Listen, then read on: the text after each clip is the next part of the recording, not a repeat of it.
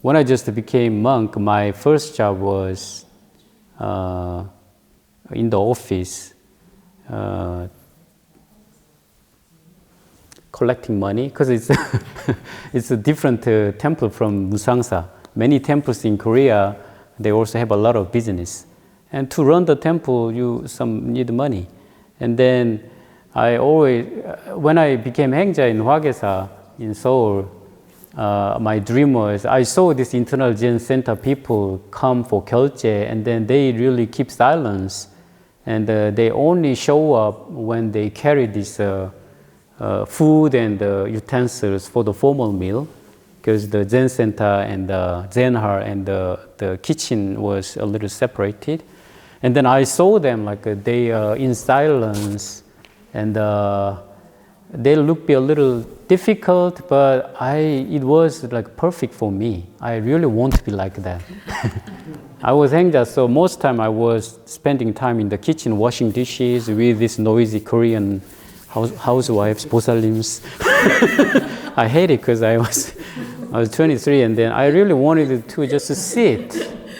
They look like almost like a set, how do you say, like a so graceful. I didn't know what's going on in their mind, but they look so like holy and so quiet. I really exactly want to be like that.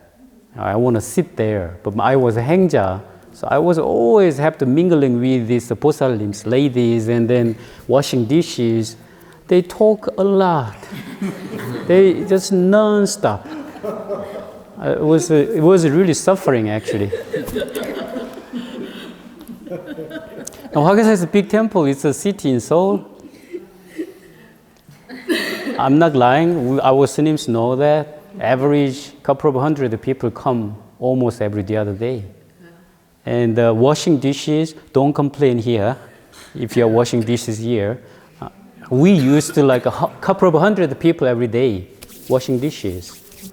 Actually, it's a really, I think, strong practice. And I had to deal with this, what I don't like. So yeah, one time I actually cut my finger because I hate this situation. And I think I was spaced out. And I had to like cut this moo. It was a moo. Something, it was blood. I was almost getting enlightenment. It was not just a little, not enough.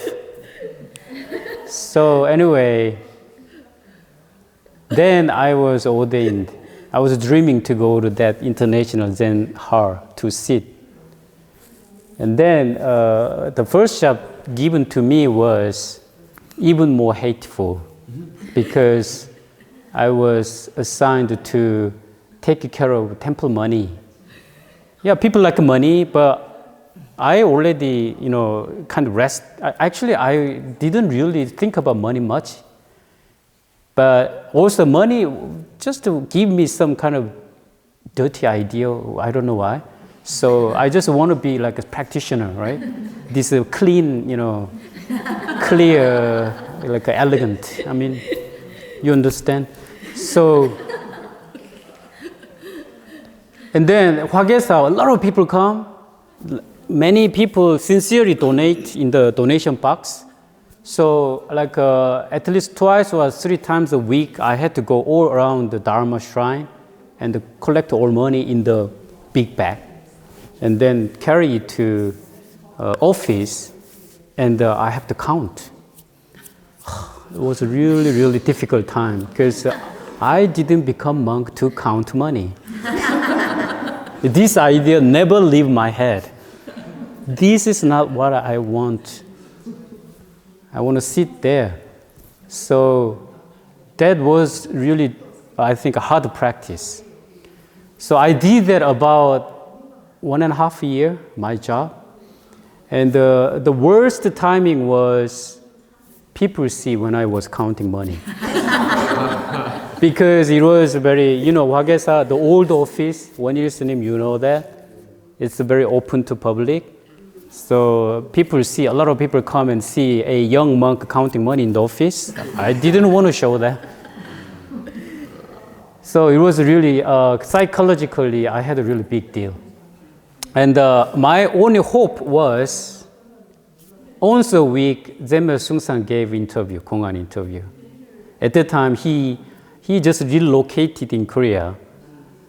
And then he started giving 공안 interview to only Korean people because he already had Western teachers like Daebong Sunim, Daekwang Sunim. So he let them to teach foreign people, English-speaking people. But he actually gave 공안 interview to Korean people himself. And then once a week, Friday, I was just dying to wait for that moment. So if I didn't have the moment, probably I already left monk's life, I guess. But anyway, that's strong. That's strong. That's why I told him that I can relate to you have some, like in the beginning of your practicing life. But anyway, I think, every morning he went to Zen Center, Zen Hall, to give short Dharma speech. Every morning, if he stays in the temple. That's between 8 and 8:30.